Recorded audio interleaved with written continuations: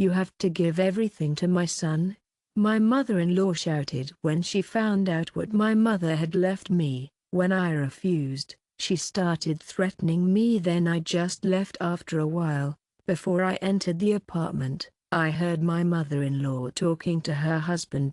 I remember the date, the last detail. The sun was setting and I was sitting at the window thinking about my mother. It seemed to me that nothing could be more terrible than the death of a loved one, but I still did not know what trials lay ahead of me. An alarm call from the notary, and then the stern, angry face of the it was her harsh words that sounded like a volley when she found out that my mother had left me a considerable inheritance. And the most offensive thing was that these accusations, these cruel reproaches, began literally a week after the funeral. "You must give everything to my son," my mother-in-law shouted, looking at me as if in her eyes I was just an obstacle to the property that I rightfully inherited as a son. Of course, she called my husband, with whom we were friends, married for only 3 years. All this time I thought I had a second family and did not feel threatened until inheritance issues intervened in our lives. However,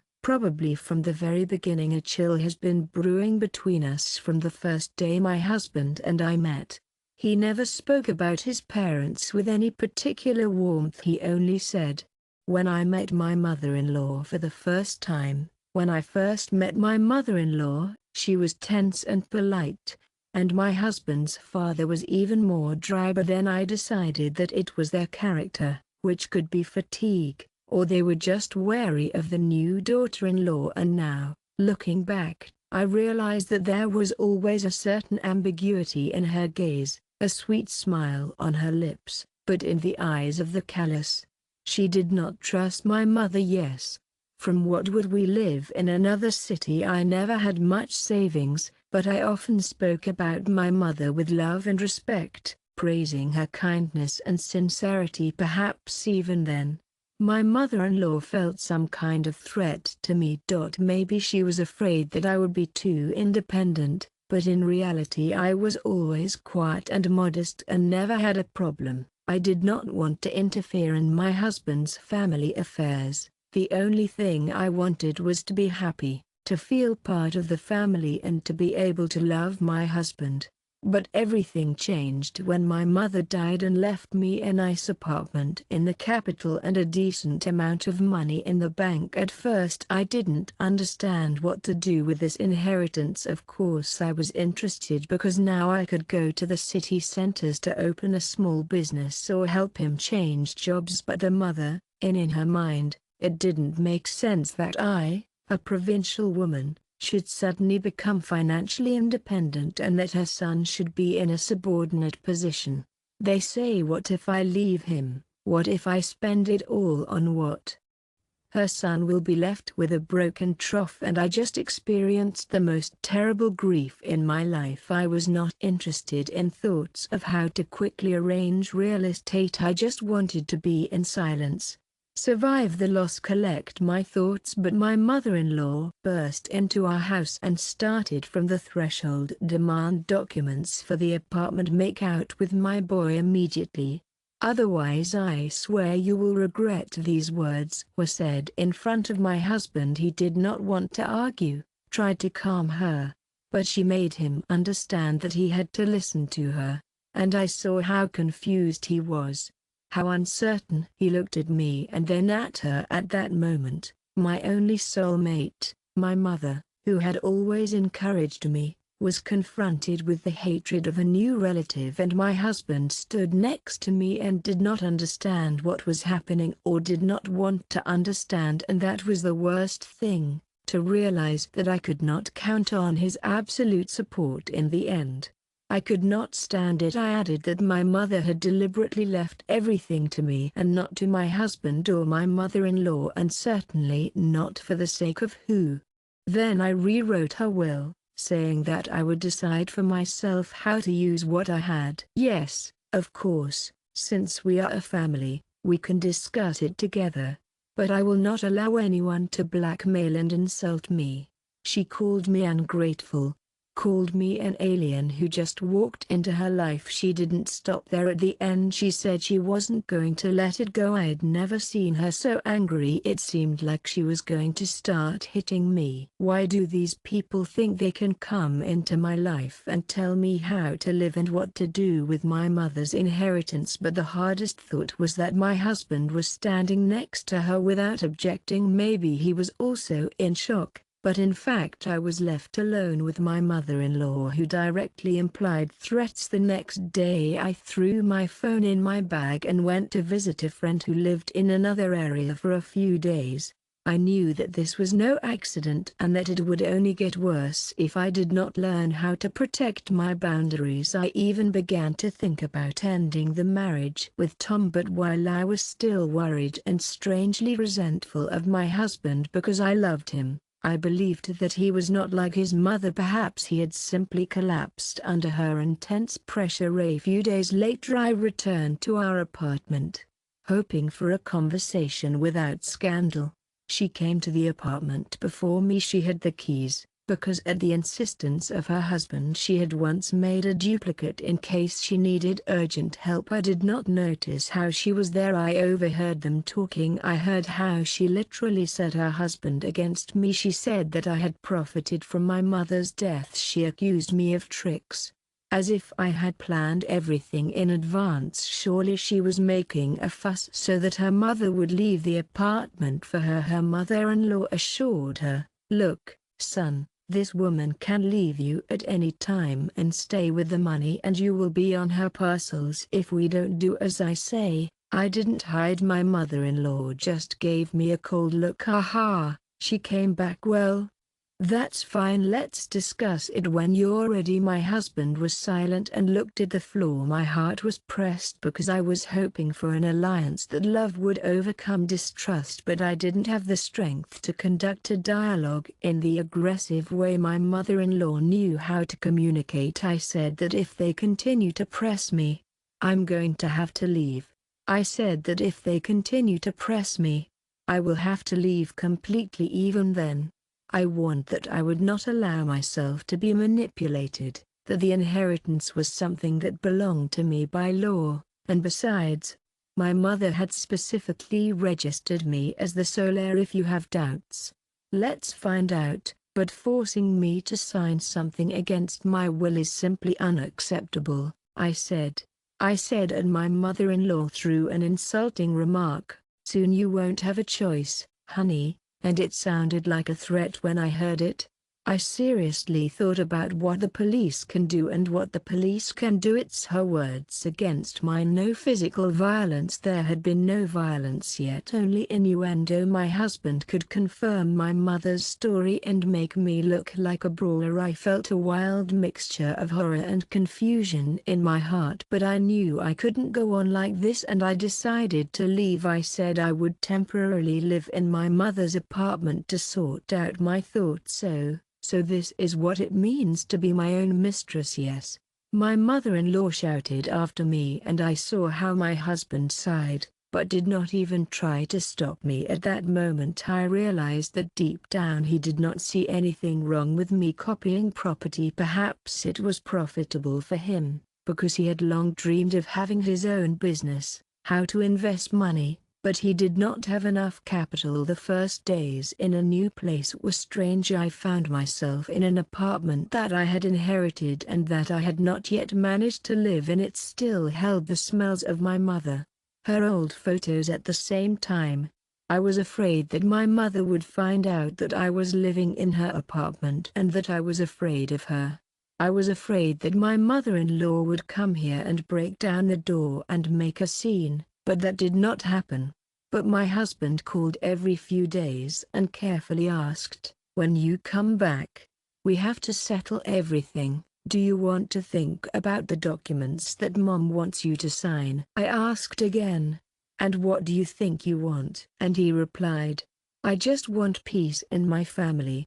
I just want everything to be calm. Maybe you won't understand, but it's better to give in. And then my mother will fall behind and we'll live as we did before." These words hurt me terribly.